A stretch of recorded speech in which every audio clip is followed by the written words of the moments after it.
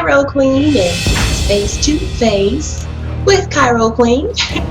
I'm glad that you all joined us today. We're going to be talking a little bit about technology. Yay! Oh yeah, I forgot I had applause. Anyway, so we're going to be covering technology and all the hot things and hot button issues on technology. I have people joining me. It's going to be fantastic.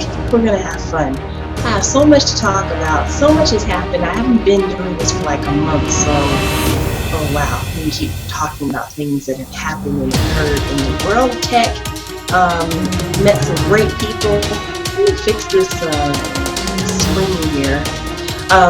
Well, let's talk a little bit about Google. So today, Google, for anybody that knows, I am a big, huge lover of Google and Google products and Google everything. Google Hangout, Google this, Google that. And I'm just excited about it. Okay, somebody's sending me a chat already. Okay, let me get to that in just a second. I'm going to fix my screen. But this is something where, I've been waiting for Google to come out with this product and to release it to the general public so that eventually I'll get one. Now, of course, I'm not the person that's going to go buy technology when it first comes out, but of course, Google Glass was released to the general population today, and it's exciting because what people don't understand about Glass is this is now the beginning of your super future, the future that you see in TV and media. This is it. So, people who are who don't have an idea and they think it's something that's berserk. Because I saw Forbes magazine, they issued something today. It was a person that clearly doesn't understand where the future is headed. You can't stop it. So for all the people who are trying to stop it, that are interested in what the bad parts are of technology and don't understand the good and the progress that we're going to have. Lazone Gray is on. Great, Lazone. Wait, what did Lazone say? But anyway, so what you don't understand about technology and where technology is going in the future, you should just sit back and watch. But I really recommend that you do research because the things that can happen and can help people. Thank you, Lazone. And I see Lazone Gray, and I see there's a third person over there, Lazone Gray, and then I see DeAnna Troupe, and we're all here on Face-to-Face.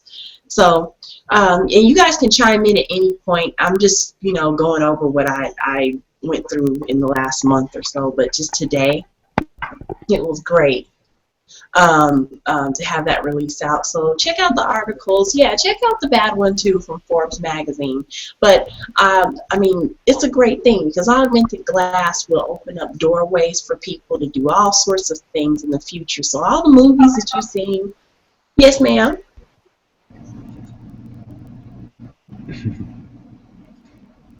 Hello. Okay. Yes, I hear you. Yay, I can hear you. Wonderful. So for all the things that people have seen in movies, where you've seen everything from Minority Report, even there was a cartoon that came out in like 2000 called Sherlock Holmes in the 22nd Century, and they had augmented glass in there.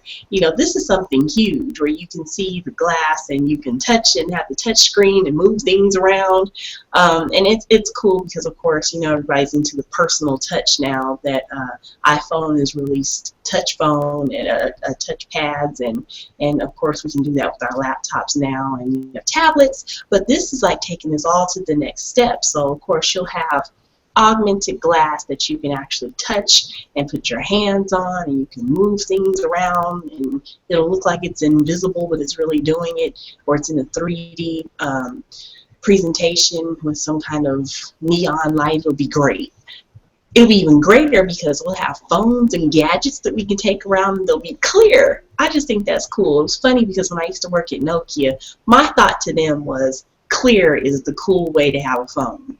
I just always thought that was the best thing. Clear with neon lights. And of course, augmented glass is kind of like that and come to fruition. So anyway, I'm excited. I'm glad that you guys joined me. How are you guys doing today? I'm doing really well. Thank you. Well, yay. I'm doing great. Can y'all hear? Can y'all hear me? I hear you perfectly well. I hear too. Awesome. Cool beans. Yay. So, okay, so how do you guys feel about Google Glass coming out? Are you as excited as I am? Because I just see it as, just the whole new, I think it's the next step to where iPhone took the whole touch experience. And I'm excited about it because I think that it's going to do some marvelous things for our society. What do you guys think? Oh, I'm definitely excited about it. I've been waiting for them to make it available to everyone. Of course, I probably won't get one for a while, but I'm just glad it's available. I agree. That's how I feel. I said I'm not going to get one until, of course, the prices drop down. But I like the fact that it's available because I think it now allows everybody to become the beta tester. And then when I guess the second one comes out, maybe the third one, I'll get one. But I just want to see people walking around with it. I've always wanted to see this where people have something they're talking on their heads with, other than the Bluetooth, because that was exciting for me then. But this is kind of, something on a whole nother level. I wish my friend Jamila actually has a pair. She bought it when it was first being beta tested. So, but I'll probably do an interview with her maybe the next week or so. She's very interesting. What about you, Lazone? How do you feel about the Google Glass? I'm an early adopter, but that's probably one I'm going to pass on. I'm not much into rings, watches, and jewelry anyway, and so they would be just something that'd be in the way for me. You know what? I was making a comment on a Google post that was on Google Plus today because I thought, to me, it made more sense than talking in your wrist because I was like, why do I want to be walking around talking in my wrist all day or my ring? Making phone calls. You know what? E.T. phone home. So that was so goofy. But, hey, whatever. To each his own. I thought the glass actually enabled people to be hands-free and to not be obstructed. So I thought that was cool.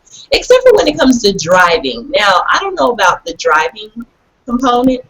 I do know that Chevy actually came out with something where people can literally detect, or their phones can detect their eye movements. I forgot what that was called, but the phone detects the eye movements, and therefore, if you have a phone call or if you're trying to look something on the internet and respond based off of your eye movement. Have you guys heard about that?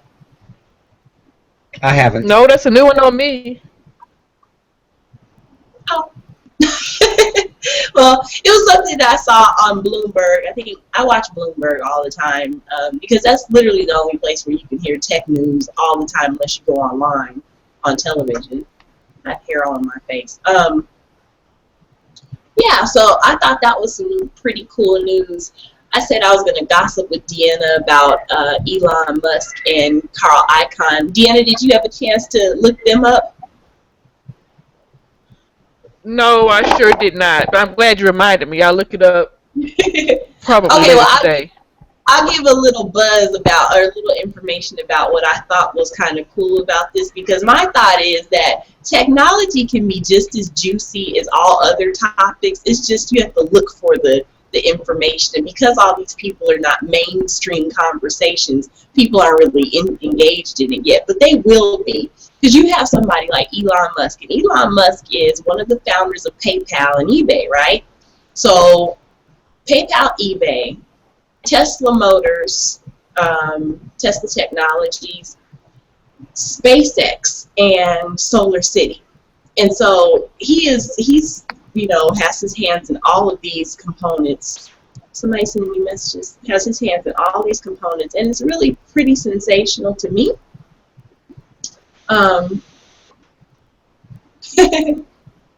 Okay. Hi, Andre. Andre Scott said he sees us talking on the Google Talk.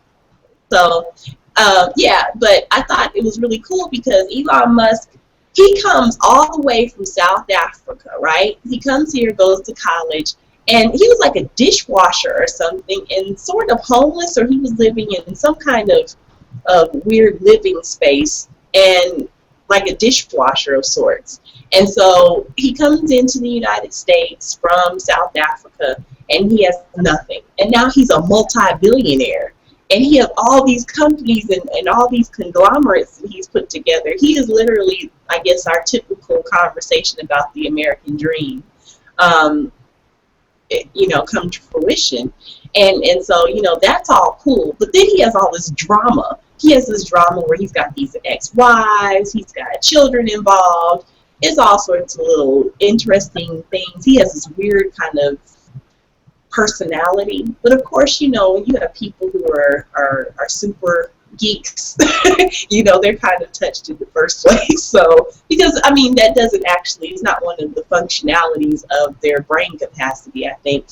Sort of like musicians or people who just kind of function on music. But he's a really interesting guy. You ever look him up? I think he's interesting because he's built this thing called Hyperloop. And Hyperloop is like maglev technology. So maglev technology, for people who don't know, go look it up. It's MAGLEV.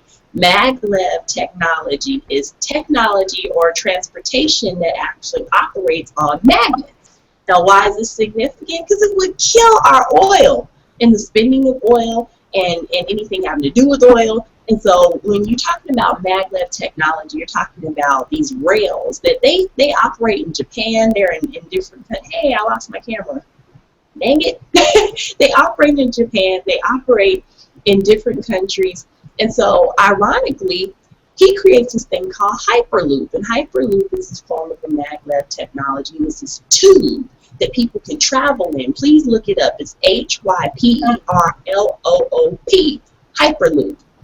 And Elon Musk, if you ever see this, I would love to interview you or just hang out with you one day because I think you're brilliant. But anyway, so if you look up Hyperloop, that's the information you'll find. You want to Google it and do YouTube videos because there are videos that show you how it works and everything and cartoon images. And ironically, we have a company here, American Maglev Transportation. I think that's AMT. AMT is a company here in Atlanta, Georgia, in the Powder Springs area. And I'm going to get to them, I promise, and I'm going to do an interview with them at some point or the next. I thought they were super cool because if you go on their website, they actually have a functional demonstration where you can see it move. And check that out. Real cool stuff. Now, why is that significant? Because it would reduce, gas emissions and reduce, the pollution in the air. So I thought that was pretty good. For somebody who's asthmatic and has, a lot of respiratory situations. So, what else? Okay, so I went to this eco event for a lady named Felicia Phillips, right, here in Atlanta. And I ran into, what is his name? I'll say Mr. Cornelius. Ran into Mr. Cornelius. He's the Southeastern manager for the Nissan electric car vehicles. Okay, so got to get an electric car, checked it out. They have pumps at IKEA. IKEA is a furniture store for people who don't have IKEA in your neighborhood. IKEA is a furniture store. It's IKEA. You can actually, in Atlanta, Georgia, or in the state of Georgia, you can purchase a lease from Nissan on a lease purchase, and they're like about $215 monthly, right? The state of Georgia gives you a tax credit for that every month, and it's more than what you pay. That's so crazy. Did you know about that, DeAnna? No. Okay. So. Something new today. Oh yeah. When I tell you I have so much stuff to talk about, I was so excited about it. I was like, okay, so you can get a car from Leaf and you actually can. It actually winds up being a free car because the only thing you'd really be paying for is insurance. The gas. Check this out. The gas is all electric, so there is no actual gas that you put into it. And then because the pump charges you a quarter, check this out. They put the stations up at IKEA so you can actually get the pump and get the gas for free. So all you do is go put your charge into the car and you drive away in it. I thought it was awesome. And it drives for, I don't remember if it was like so many miles, but I thought it was a pretty good deal. To me, the whole thing sounded good. Now, retail cost on that, we won't talk about that. But you said anyway, Nissan? Yep, Nissan Leaf. It's Okay. really cool. If you want to get one, Interesting. I know the Gotta check manager that out too. personally now, so yeah, check into that. I think more people should check into it, especially. And they said Atlanta actually is the #1 sales location for the Leaf car, and I would guess so because of the high commute that we have here, the heavy commute and the long commute that everybody has. So pretty cool, pretty cool. DeAnna said musicians and geeks are definitely in their own worlds most of the time. Okay, so here we go. Now, it is about 8:23, and so I'm expecting that the Urban Tech Fair should join us at some point, maybe around 8:30. We'll see. They have a segment for the Urban Tech Fair that's now going to be about a 30-minute segment within the Face.2.Face Hangout. So that should be covered by Urban Tech Fair and bringing guests in and all sorts of wonderful things going forward. So I probably won't be doing this every week, so it should be more of a Power Patch show. We could do something, I think, maybe bi-weekly. So I still haven't kind of plotted it out yet because I have a bunch of things going on, politicians and all sorts of stuff that I'm working with. In addition to still trying to get my show up and running with some people who I likely will be interviewing next week. So went to Microsoft, right? Been doing an event with Renee Noor, who is, well, actually it's her event. I've just been going for the tech part. But Renee Noor has an event called Fashion Night Out 4. So she decided to comprise the elements of film, fashion, and technology. So Microsoft is actually sponsoring this event. So we go into the place. I want to show this video, but I don't even know if I could show a video and actually have this on at the same time. Not really sure. I might be able to try that, but I'm not sure. You know what? I think I can. I want to show the video of the 3D. It's a 3D printer called the MakerBot. MakerBot 3D printing. Where's my video? MakerBot. All right, here we go. MakerBot.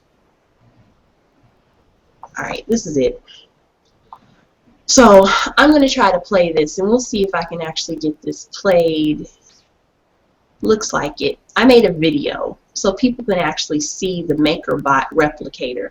I think this thing is ultra cool. So I'm in the store for Microsoft, and they have this MakerBot replicator, which is a 3D printer, and it's actually printing things where it's putting out and creating something right there. Okay, so I'm going to turn this on now so you can see it, and you can watch the video. Bear with me for just a moment. I think I've done this before, but and it's sort of loud, so let me know if it's too loud for your screen. I can turn it down. It's only about a minute or so, a couple minutes. Wait, don't start yet.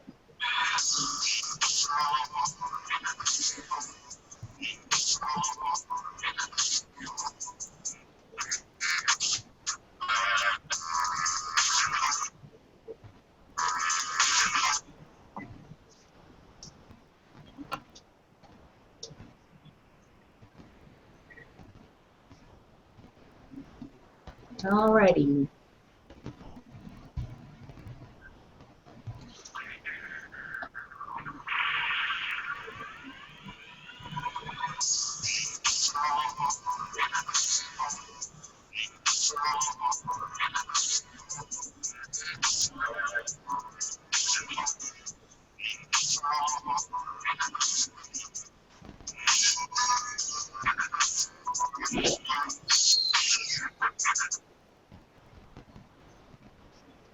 Great.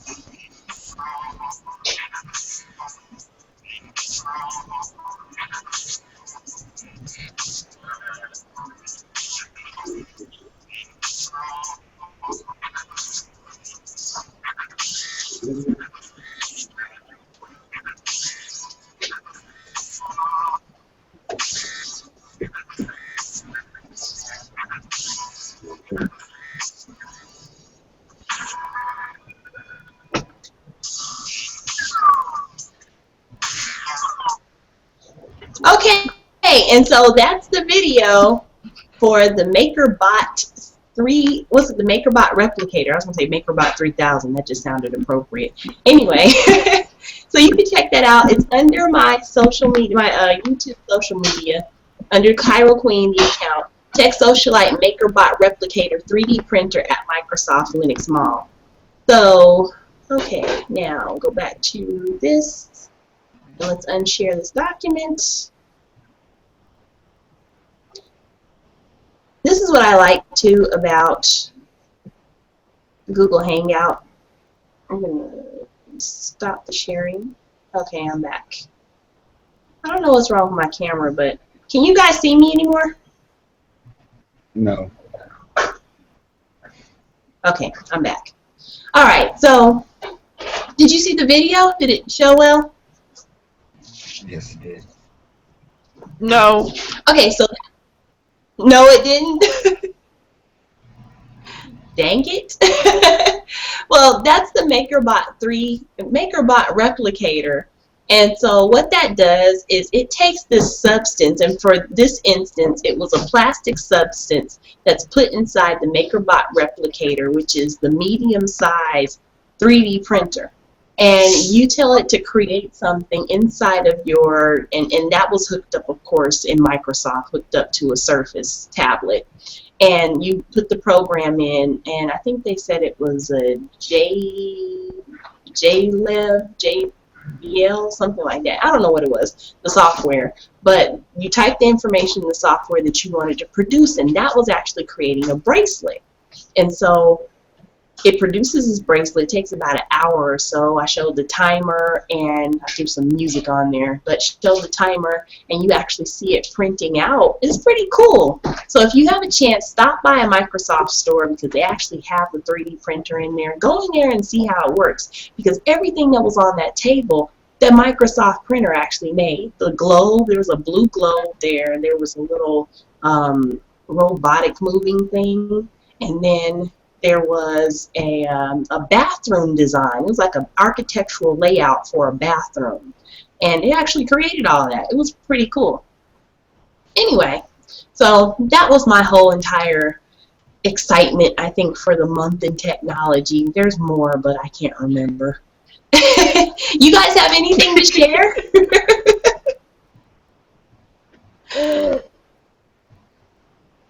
Just listen. What about you, DeAnna or Lazone? Do you guys have anything to share in your month of experience so far in technology this month?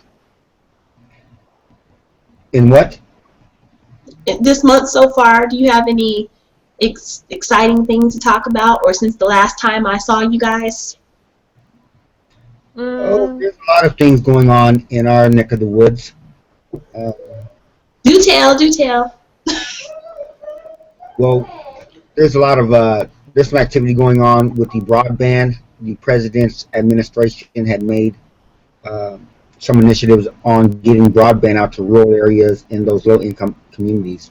And so states, they were competing, and where I'm at here in Topeka happened to have been awarded a broadband initiative grant, which is going to sort of look at the bigger picture. And that part that deals with digital inclusion is where I'm going to try to put my efforts into now that I know a little bit more from activity in Kansas City. And other than that, Going to try to work with some young people this summer to teach them how to build some websites and get involved into applied use of technology, get some skills, help us build our directory of black businesses, help them put some money in their pocket. Oh, that's superb. Anytime you can help people make money is great. and learn new life skills. That's awesome. Kudos to you, Lazone, out in Kansas. What about you, DeAnna? You teach courses now, so you and Lazone might want to hook up. Maybe you can do some online schools or classes. I'm just working on my. Oh, I might need to unmute myself. Oh no, I am unmuted. Okay. I hear you. I'm just working. I'm just basically working on my books and my membership site. That's about it. Oh, that's good. Because you're on your third book now? Yes, that's correct. Okay, so what is this book on? And that's kind of well, this book is going to be a guide for people who want to start their own freelance business. So I'm just going to basically include some things that I've learned from running my own business and some tips and tricks to help people get started. And the first two were? The first one was basically a guide for people who want to advertise online, and I listed places where you can advertise for $35 or less. And the other one was about Twitter. I gave tips and tricks on how to use Twitter. Fabulous. Yeah, that's the book I need. Well, that one is called Tips About Twitter for the Sophisticated Marketer, and it's on Amazon for the Kindle. Get it, girl. And how much are those books retailing? They're $2.99. Oh yeah, I totally need to go get one. Okay, everybody. I'll be glad to send you a link. Listen, you spell DeAnna Troupe. Or you can just. What are they called so people can look them up? I'll type it into the chat. Okay. What are they called so people can look them up? I'll type the titles in. Okay. It's because you know this is QVC for technology. People can watch this later on. They might go buy it, so you want to make sure they know where to find it at. Tips for the Sophisticated Marketer by DeAnna Troupe. That is DeAnna space Troupe. That's DeAnna Troupe. And the second book is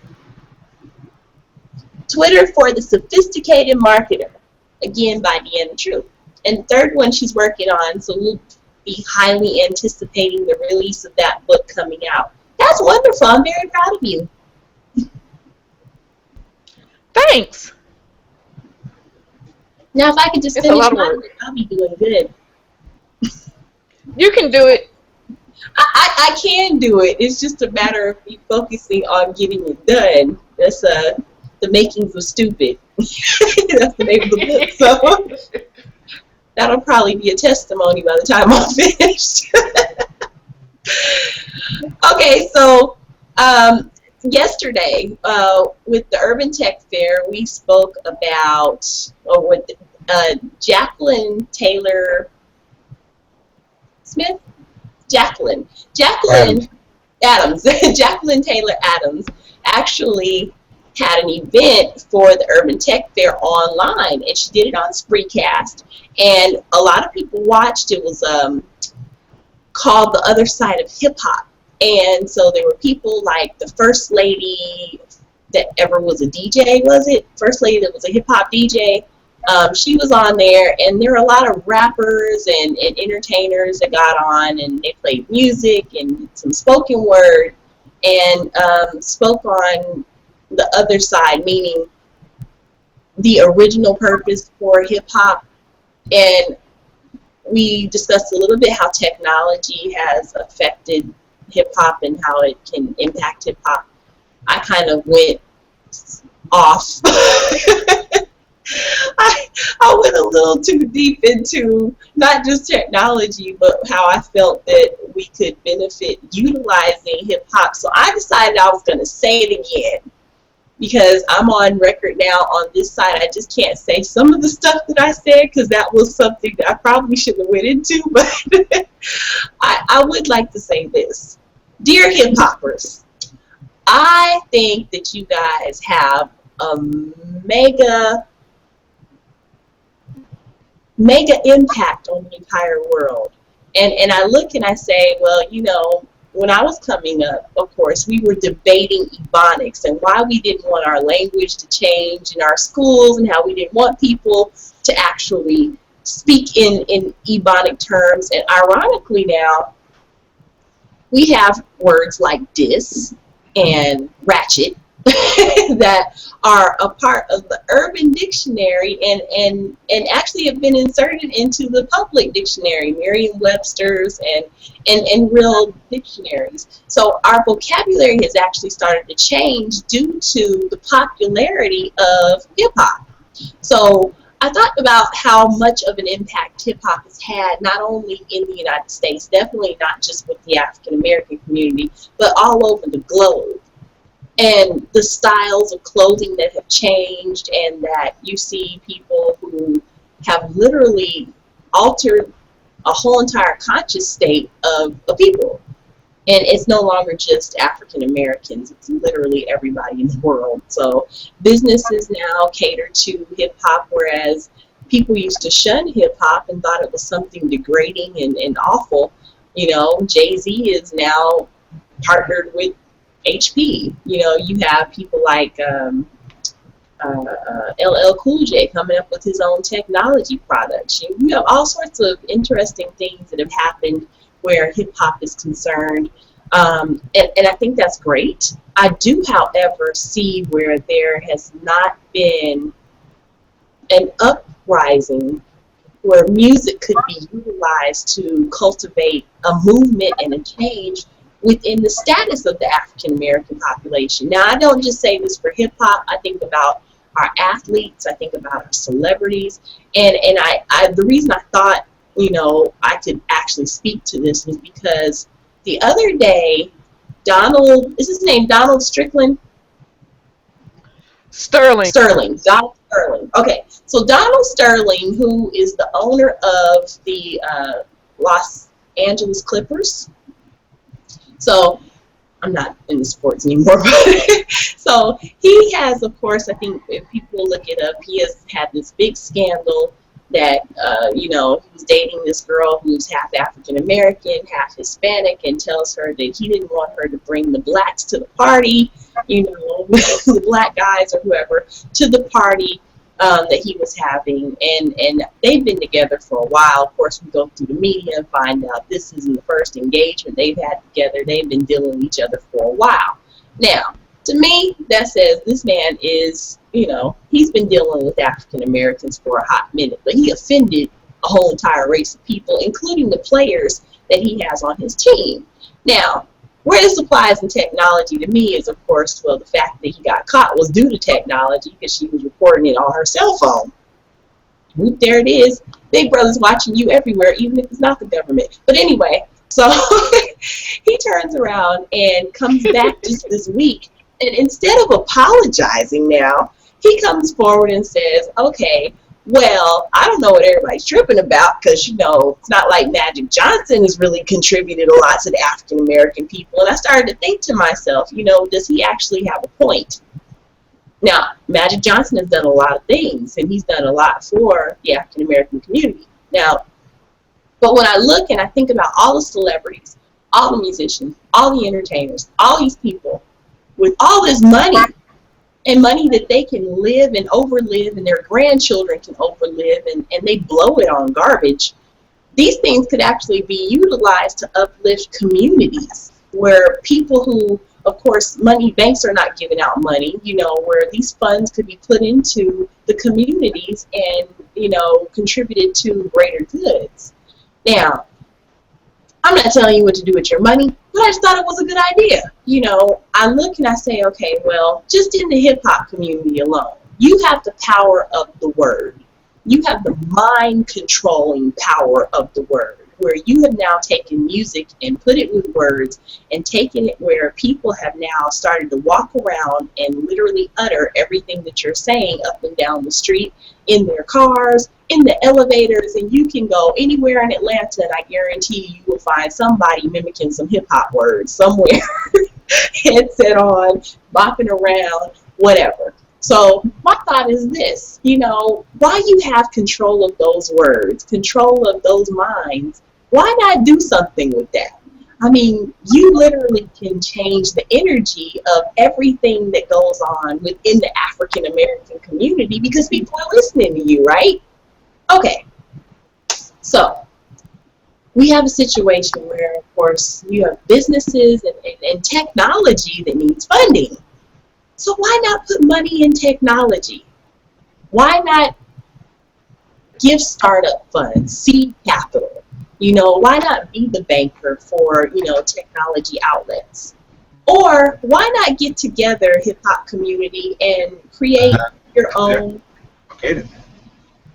It's Oh,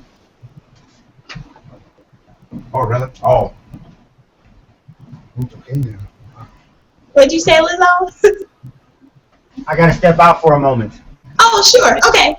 So my thought was, why not create a whole entire organization where you don't have to go through the credit bureau. You don't have to go through the companies that run our and check our credit. You don't have to go through Dun and Bradstreet. And my thought is, if this is this simple, you guys could start businesses of your own that actually function in the same purpose, because the credit bureau is not a government agency. It's a company. Dun and Bradstreet, company. Hoover's, company.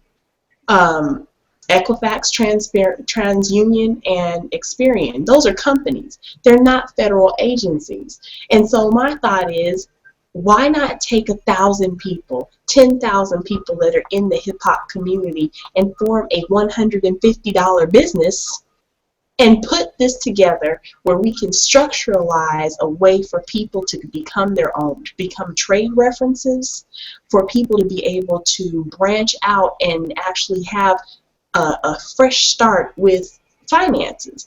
And there was a part where I said, you know, if you took 1,000, you can bring 10,000. 1,000 people together that put in $1,000 is how much money, DeAnna? I think, wait, math isn't my strong suit, but I'm thinking that's $1 million. Am I right? 100,000. Yeah, it's a lot of money. So, and I'm just thinking, if you had 1,000 people who could claim that they were millionaires, that could go to the banks and say, okay, well, I'm a millionaire. They can't tell you you're not a millionaire if you got 1,000 people backing you to say you are on paper. That's community. And that's the thing that we lack. And this is my thought as to why I have not seen this with the hip hop community, and maybe they just didn't think of it. But hey, what's that guy's name? will.i.am. will.i.am's big on tech. will.i.am got picked up by a 3D printing company. He's their, what was it, a CIO? Something like that they made him into. But anyway, so, you know, people like that. I know you got $1,000. You know, I know you have $1,000. So turn around and do something spectacular. He probably got that in his pocket. Okay, walking around with it in his shoe, in his sock. That's my change, you know. Right. Not that I'm in your wallet, but you know, I'm just saying it makes sense to me for people to band together resources. I watch people do this in every other community but ours, and we wonder why things don't happen for us. We have huge opportunities to make things happen for ourselves, and that's all I'm saying. But it takes all of us to work together to make that happen. I don't think it's going to be a one-person thing. I don't think it's going to be a march, but I do think it can be a movement. And I don't think that marching is going to help. And I don't think that they're a political, religious, or any other type of organization. I don't think we should separate out white people. I think we should leave it open because, it's not just us going through this anymore. But if you are the creator of something this powerful, then you should utilize it for something even bigger. And that's all I was saying. I think, the person I was actually speaking with last night, she had to get off because I went into a complete and total rant last night. But, I mean, that's pretty much what I was trying to get at. And my thought, of course, on the tech side is that because there's so much creativity where technology is concerned, we're able to take technology and make this stuff grow, where people are now developing these companies and they can't get funded. I had a guy I spoke to today. He has an awesome product. It's not even an app. He has an actual product that I think is awesome, and I think he has a great idea. Wait. Hi, baby. I think it's an awesome idea that he has, and I would love to help him get that going. But then again, I'm one person. I think it does take a village to raise a child, but I also think it takes a community to uplift the people. So not just one person, but a few people, and then a few people to a lot of people, and a lot of people to a whole lot of people, and then maybe a whole lot of people to everyone. I think that could actually do something, where we're concerned. And people say, well, it's not that simple. And I'm like, how would you know unless you try? So that was my piece on that. Yeah. I apologize for that little 4-year-old interruption. Hi, 4-year-old. Oh, she went back in the back room. She didn't realize I was recording. Oh, it's okay. I don't mind children at all. I believe the children are our future. Learn with me. All right.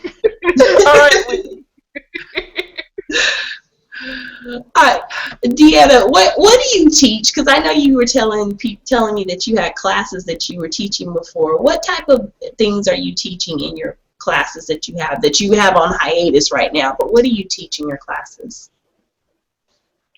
Well, basically, I teach people how to use the technology that is out to grow their business. So things such as, what we're doing now with Google Hangouts, how to use Google Drive, Dropbox, those sort of things. Because even though it's commonplace to us, we use it every day, there are people who have no idea that they exist. So basically what I do is I just try to get people to feel more comfortable with using a lot of the free services that are out to do what they have to do with their business. Brilliant. Yeah, I mean that's kind of where I am, in a novice position. But you actually have more advanced knowledge of this than I do. I actually should sit with you about YouTube. Because I saw you did something where I've never actually seen that before, but the tweeter chat. The tweet chat? Uh-huh. Yeah, I tried to do that the other day, and now I understand what it is, because I had never even seen that before. But what's really funny to me is that made me think about how much technology changes every day.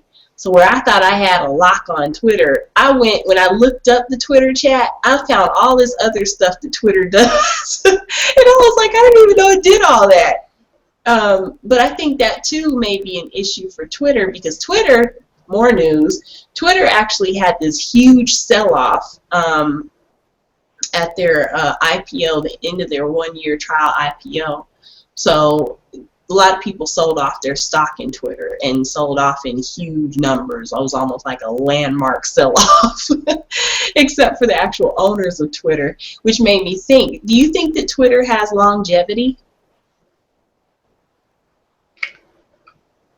Well, now that is kind of hard to say. I'm just going to be real honest and kind of blunt about that, simply because Twitter has become a big digital billboard instead of a conversation tool that like it used to be when it first came out. Right. So I see that leading to its demise because a lot of people, such as myself, that were early adopters, are like, this isn't fun anymore. It's just a lot of people yelling at me instead of talking to me. Whereas, we literally used to have conversations with, 140 characters. Granted, it was long conversations because, there's only so much you could say in 140 characters. But back in the day, I hate to say back in the day, it seems old, but people used to actually talk to one another on Twitter. And that's been lost. So, does it have longevity? It's kind of hard to say. I think it's up to the users. If people kind of get back to the conversation mode, then that can save Twitter from eventually becoming MySpace. But it's kind of hard to say right now. Yeah, that is something that I've been thinking about ever since I saw that. But even when, before the IPO and before they got, to that point, I kept thinking to myself, because I actually am not a fan. I use it, and people think I'm on it. I'm never on Twitter. I'm never. When I'm tweeting, it's tweeting from Facebook a lot of times. Because for me, the 140 characters just wasn't enough. And I actually had some ideas for Twitter. So Twitter, if you guys are listening, if you happen to ever come across this video, I actually have some ideas for you that I think could save you and really put you in the front of the whole entire tech game and tech app game. Yeah, because that's social. For me as an adult, and everybody knows I like to talk. Do you know how much typing I would be doing if I had to go 140 characters? You'd be typing a book. Oh my gosh. And then, so then my direct messages, they don't work. Like, they only work if I'm on a tablet or my laptop. They don't work on my tablet, and they didn't work on my, and I think it had to been the app, but they don't work on my tablet, and they don't work on my cell phone. So I didn't think that was cool, and I think that played a lot in the obstruction of me wanting to use Twitter at all. And then the fact that whenever somebody's tweeting, it's always ringing the phone. I'm like, oh my God, and you have to literally turn it off.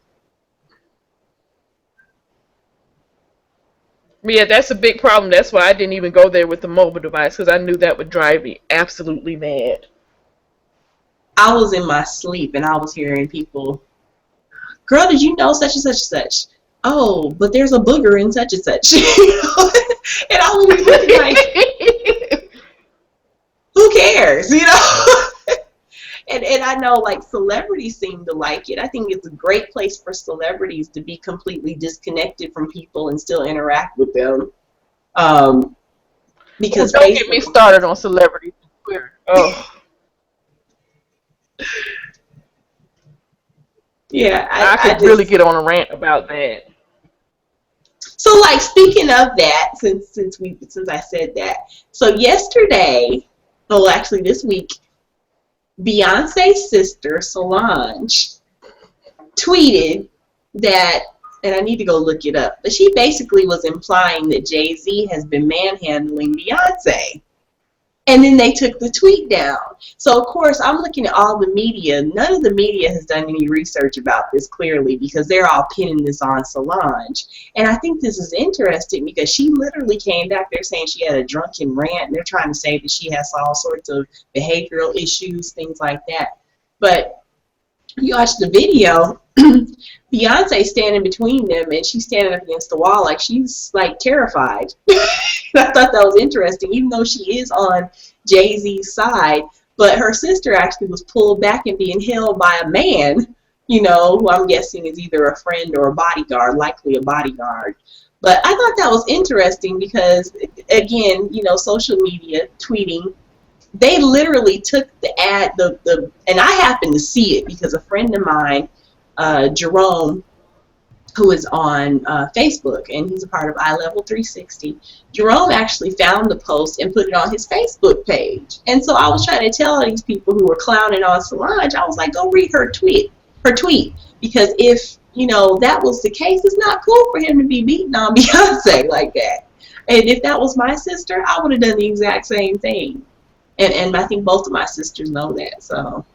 really interesting. I thought, the way that social media has put everybody in a real time media frenzy, and even people who are not significantly celebrities, we're all under the gun now. From Donald Strickland to me, to you, Lazone. Yes. What type of snooping have you been doing with your Twitter? I really don't snoop very much. I just read the feeds that of the people that I've got in my network, and therefore those type of people that always feed me good information. I Well, got to that's keep good. the thing of not letting people walk through your mind with their dirty feet. I heard that. All right now. That makes You should sense. put that on a T-shirt. Ooh, with some wet feet. That's a good T-shirt. Sell it on eBay. On an eBay store. So there's so many avenues for a person to earn an income: eBay, Craigslist, fundraising, just people hour, just doing micro jobs for Fiverr. I just can't understand how people are looking for work when they should have skills and just doing the work that's there. Well, I think the fact of getting skills for people and then getting them paid for the work is probably an issue. What's that? Or trying to teach people how to get paid for certain things is another issue. That's Well, a big it's not as issue. hard as a person think. That I think that there's just so many distractions, that people are always one distraction away from another. Whether it's Beyonce's sister going off on Jay-Z, or a fire, or tornado, or Sterling, or that crazy rancher, and that just pulls us so off base. To whereas when you're focused, you go in and you make sure that you complete your job. And when you know what you're shooting for, then these other things, you can see them for the distractions that they are. Technology is one of those. We're still in consumer mode, but we're not trying to figure out a constructive way where we can own a platform. And right now, part of what we do with our program with young people, we have a portal that we build so that when they log in, this is where they come to get their assignments, they process paperwork, and by doing other work, they can get paid at the very end. So I can't log into any social network and do anything and actually get paid, where I have to be there and do the work to get paid. And I think that we have to figure out how to develop platforms like that. We talk about youth unemployment, that they need a job. The jobs aren't there for their parents. So that's sort of just wishful thinking. We're talking in circles. We need to find a way of creating opportunities for them to make money doing things that they can do, whether that's video production and editing, and that's the same for adults as well. I would rather have uh, a nickel from 1 million people than try to get $1 million from 5. So volume is really key. And I know several people who are doing several $1,000s a month just doing those micro jobs on 4 and Fiverr. And so if they can do it, I can do it too, and someone else can do it too. It's just uh, got to have people. There's the student and there's the teacher. We have a lot of people being students, but we don't have a lot of people being teachers. And those who have the knowledge, they're too busy trying to get a job teaching for a big institution than transferring that knowledge back and building a base that they could work from. And that's just my thought. So the software that we use for our directory, there's nobody in the city that uses that software. So I have to have a program where it's not only am I trying to give them an opportunity of making money, but I'm also trying to train a pool of people that I will have as a pool who can do the work that I'm going to need done. Okay, so I want to send a shout out to Al Burrows, who's watching via Google Plus on the Google Hangout. Google's on air, and he said, we're looking good. Thanks, Al. Al actually owns a streaming network, the Intellectual Exchange. If you ever want to check out, please do, because he is an awesome guy. He is also the sound engineer for the SOS band. So, yeah, check him out, and that's Al Burrows, spelled the way it sounds. Real simple. He has a TV show coming out about shoes, which I thought was genius. I don't know what the name of the show was called, but it's about shoes, because I'm thinking to myself, what better for women to tune into but a show about shoes, right? So that I think I want to send a shout out to him. I think that's going to be big, and it'll be a male-female component on that show. So, and he's actually right around the corner for me. So, thank you, Al. Thank you for tuning in, and there was your plug. Anyway, who else is watching? Let's say hi to some people. Byron Roger Smith, I want to thank you for sharing my information along with Bobby Johnny Wesley that took the information and put it out today. And I agree with you, Lazone. Focus is extremely important.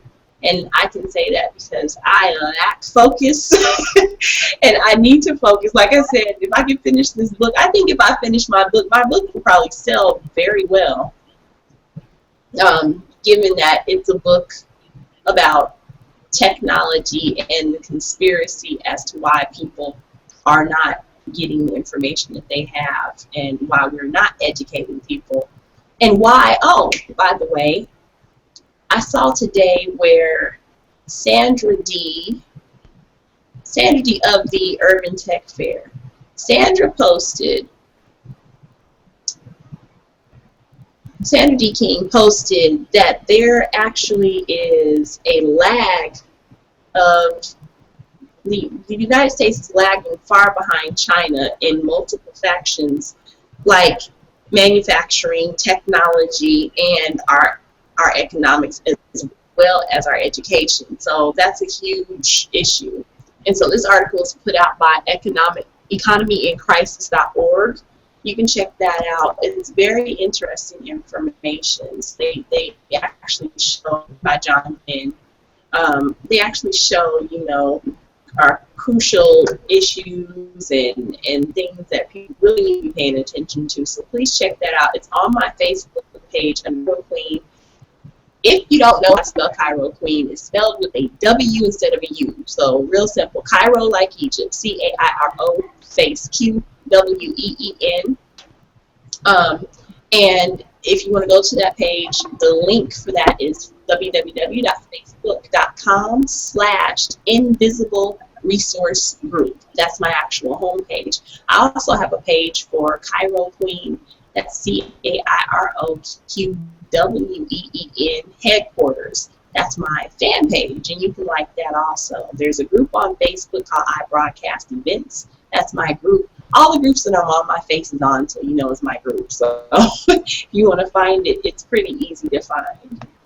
Now, a few other things before we close out, because we're hitting the 9:05 time frame here on the East Coast, and so I said we only run about 90 minutes, so we're almost there. I wanted to talk a little bit about what Lazone has going on, since we talked about what DeAnna has going on. Lazone, can you refresh us and tell us a little bit about what you have going on in Kansas? As far as technology and the functions that you guys have going on there in your city. Well,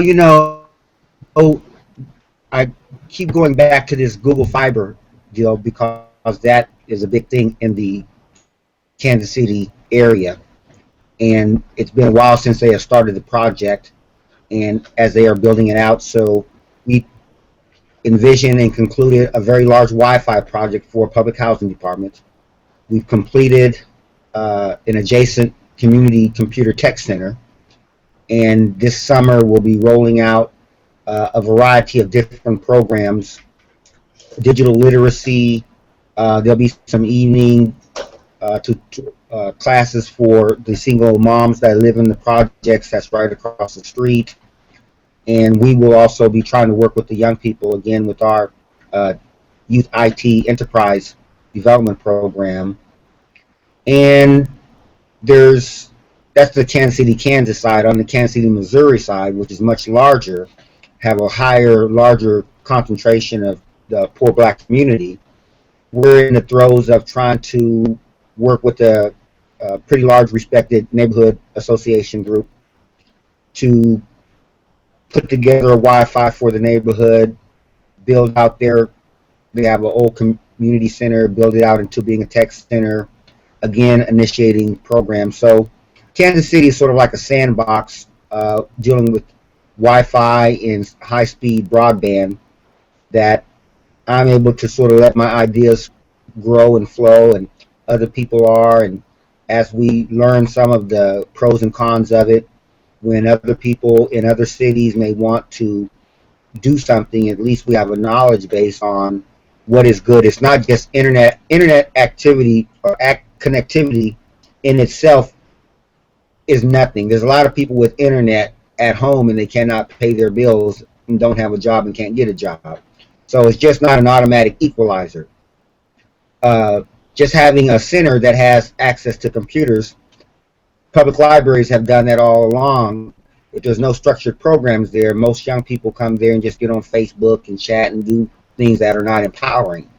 And so we are really at the forefront of constructing an ecosystem where there's the Wi-Fi, the computer tech center, and we can be strategic on the type of programs that we are going to put into the building, which will include digital stewards teaching some of the younger adults in the neighborhood in the housing projects how to maintain the antennas and the routers and the repeaters that we have set up all over these housing projects, so that if we look to expand to another place, we have a skilled pool of people who understand the technology. Most young people know how to get on the internet and surf like the Dickens, but if you actually set a computer and a router, a wireless router, they may not really know how to go and set up the IP address and do all those other type of things.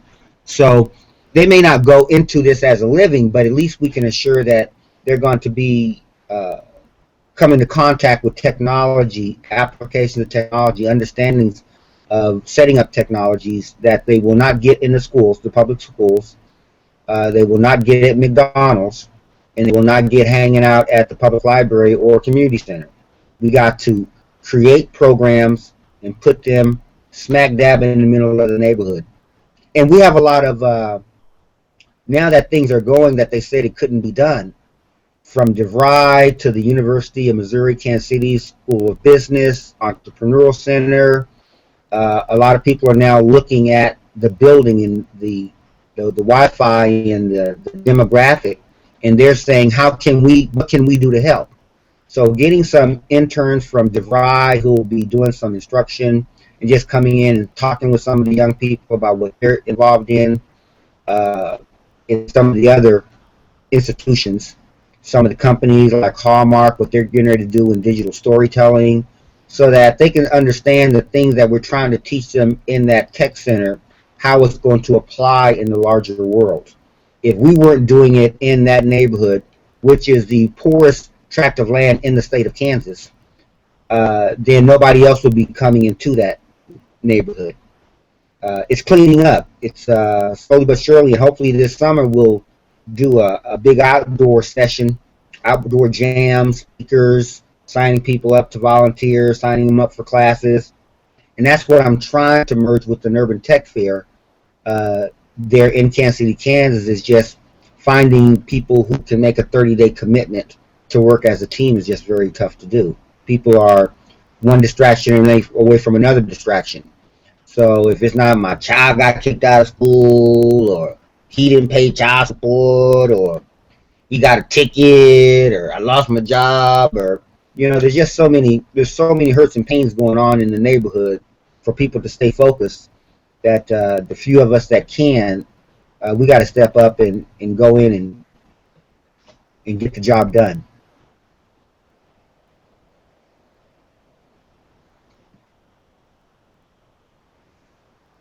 That's about it. You're absolutely right, Lazone. I mean, I think that it would be a wonderful world if we could get everybody to participate. I just think it's also trying to get them to understand the significance of, you know, what it is that we're doing and why this is actually meaningful and more meaningful for them than everything else that's going on at this point. Because I think, you know, again, there are distractions. There are, of course, things that you have to take care of that will be distractions, but all these other things, you hear a lot of people say, well, I got to do this and I got to do that, especially here in Atlanta. I call this the land of the plus ones. Everybody that has this and you know, the multiple functions of one human. Very interesting. But yeah, so here's a question for both you and DeAnna. And I think this will probably be my final question because we're at the 15-minute point now. In a perfect world, if all things were sound, what do you think could be done where technology is concerned that could benefit African Americans as well as the United States?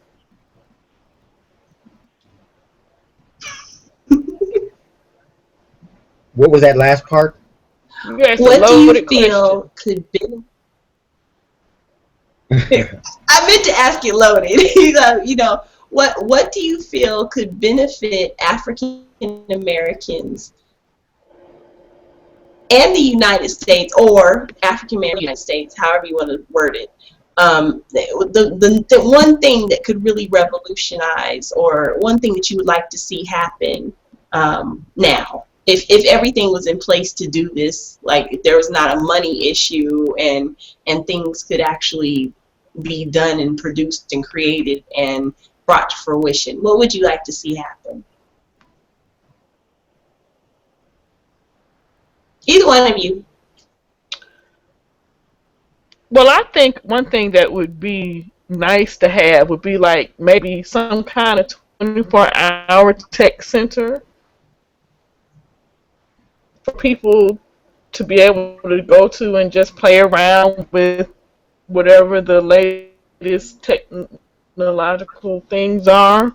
Because a lot of it is discussed. So I think if we had somewhere where people could just kind of go and tinker with stuff, that would be one really good start.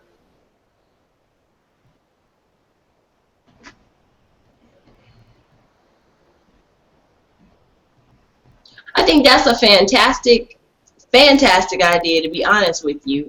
Kind of lines up with something that I would like to launch at some point or another, but maybe a few years from now. But I think that is superb, because that would actually remedy a lot of things. For one thing, it would give people a desire to do something with it. And I thought, you know, Best Buy was cool because you could go in and you can press buttons on everything. I thought that was awesome. You know, if there was a place where people could, you know, go in and sit down and learn how to use the internet if they don't know how to use it, play with different types of cell phones, get on tablets and play with those, learn about coding for the heck of it, just because they walked in there. That could be fantastic. You know, that type of tech center, I think, would be absolutely monumental. And I'm glad you said that, because I know somebody who might be able to make that happen. So I'm going to pull you into something where I would like for you to remember that, because I'm going to need you to tell them that. I think that's awesome. That's an awesome idea. What about you, Lazone? Well, I think it was Donald Trump who said, if you're going to be thinking, may as well be thinking big. If you're going to be thinking any, you may as well be thinking big. And since you said money is not the issue, I do believe what the sister said, you know, about tech centers. There's the future, our young people that need skills for the future jobs. And then we have many of their parents, uncles and aunts, who need jobs right now. And they may not be as technical literate, but I think that you have to build, first off, some type of a base that has a technology that operates it, then you can have people that you can bring in and train them to use that particular technology. Now, and I will use as an example, you know, the AAA Auto Club deal, AAA card.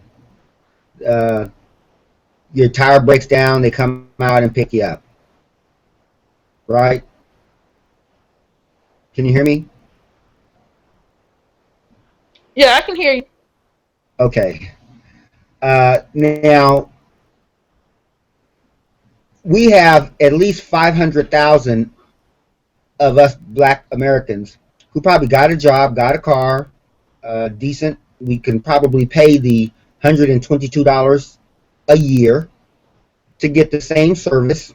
And I think that when you take that kind of money and you're going to have apps that drive it, websites that drive it, go to AAA's website. They probably have a whole IT department that has to drive that network.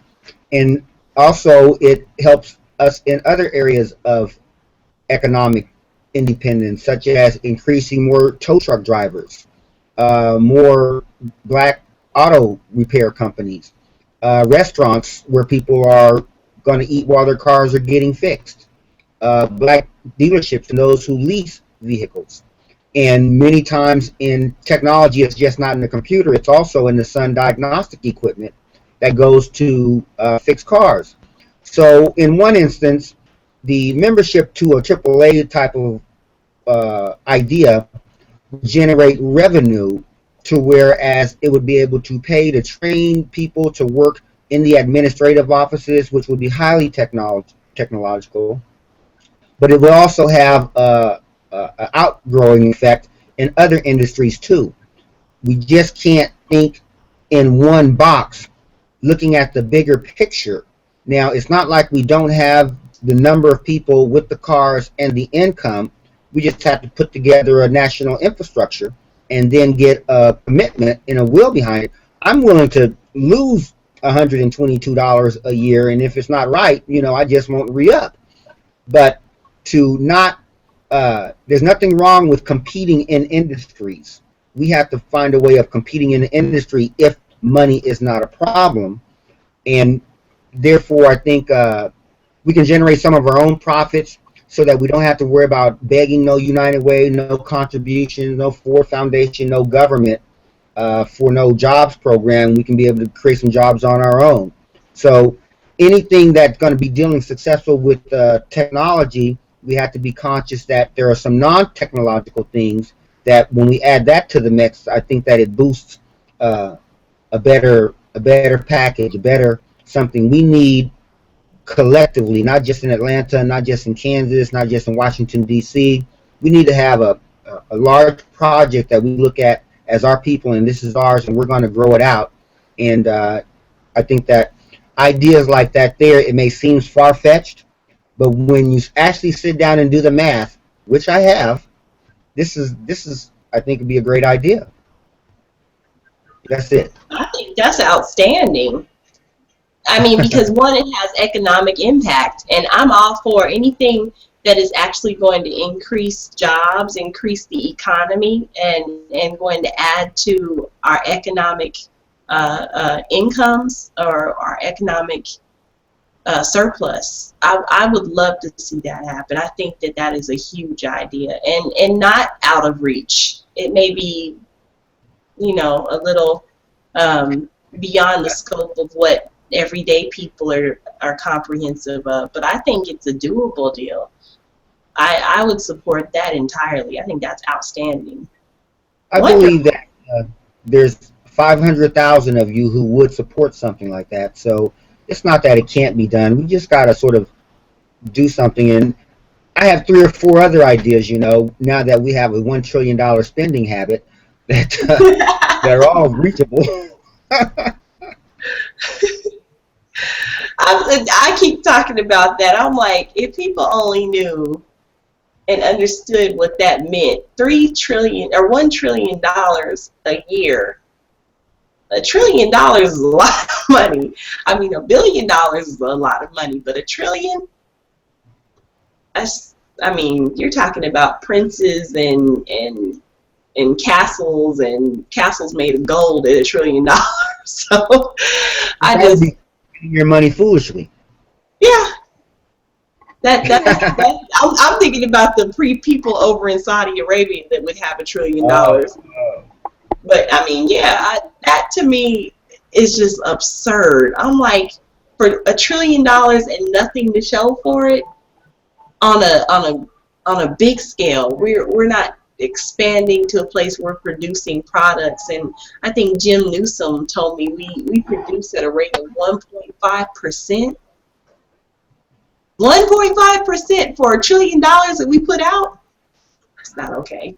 That's not okay at all. Yeah, and so I would love to see, a platform where people could become producers as opposed to consumers. Even myself, with the production of a book, and then there's some products that I would like to design, and I'm not really sure how to go about doing it. I know a 3D printer is literally the doorway to one of the things that I want to do. But of course, this needs to build up first. So the whole TV show and the concept of a tech socialite show, and where we can get interactive and get more people watching, that is my first step. And need to stop moving around on camera because it's having a lag and it looks crazy. But anyway, but to be able to take this and move it to a bigger space and have more people that are tuned into it, so it would have a better impact, for me, would be something on my end that I would need to do first. But my thought is, and everybody knows I'm big on robotics. I would like to see, in a perfect world, where everybody had a living robot.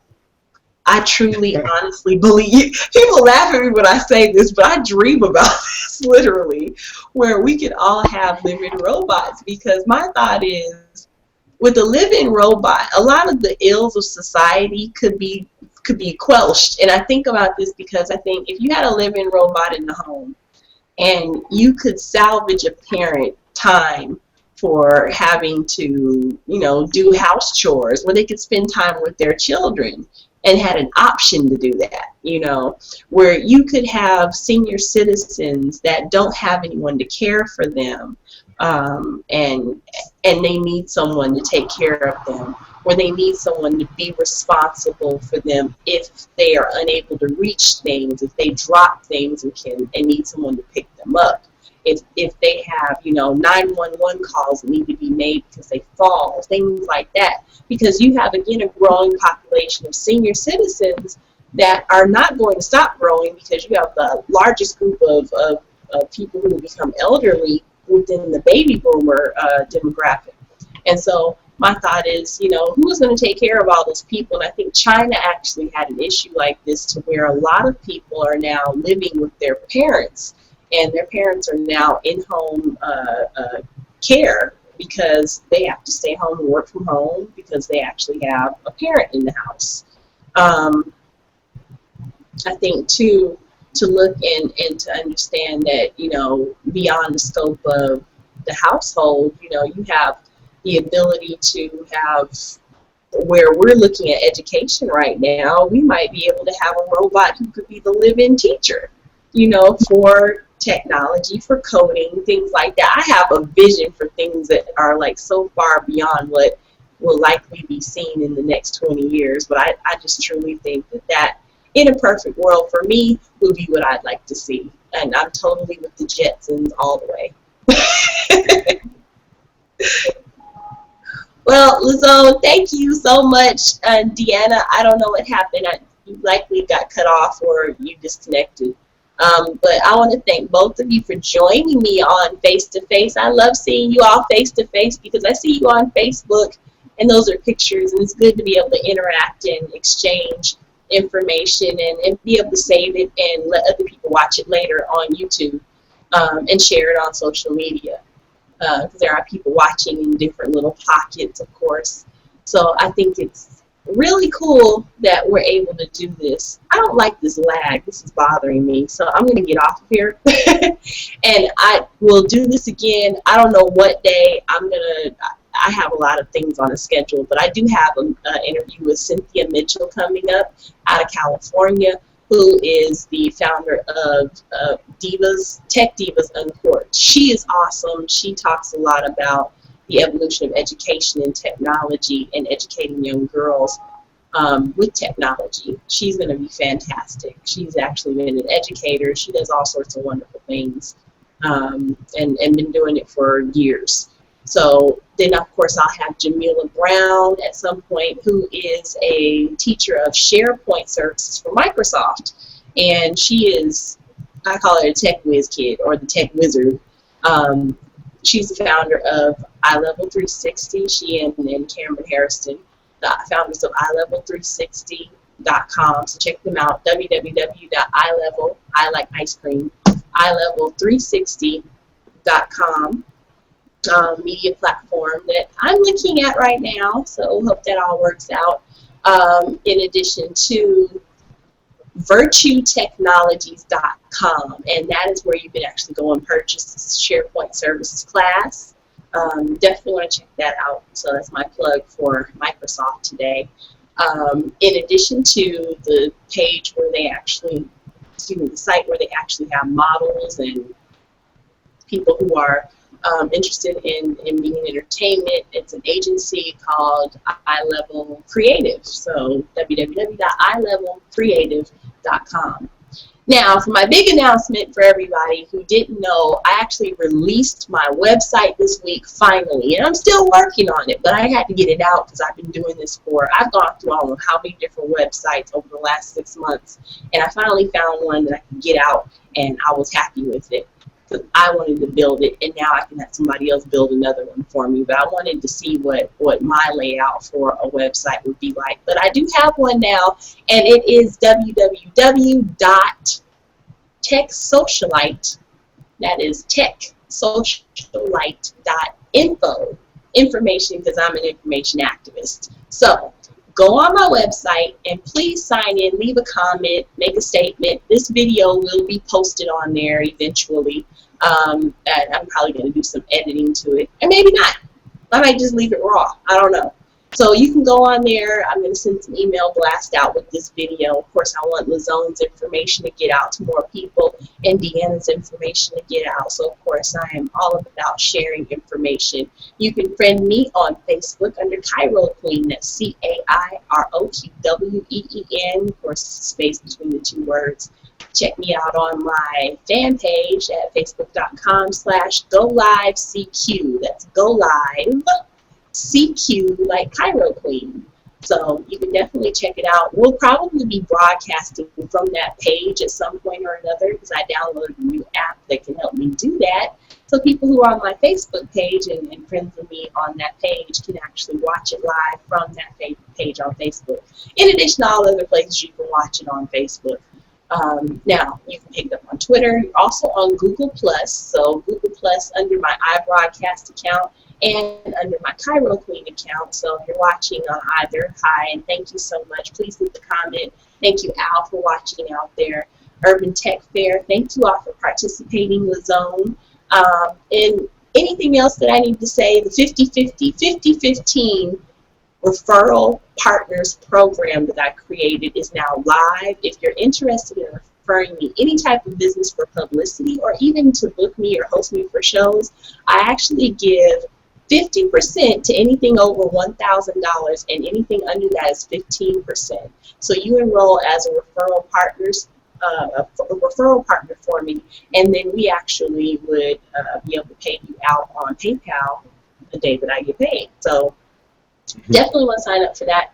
That's my way of keeping a log for it, and you can keep a record yourself. Also, thank you so much for tuning in. For now, it's been great seeing you face to face. I'm Cairo Qween, and I'll see you next time.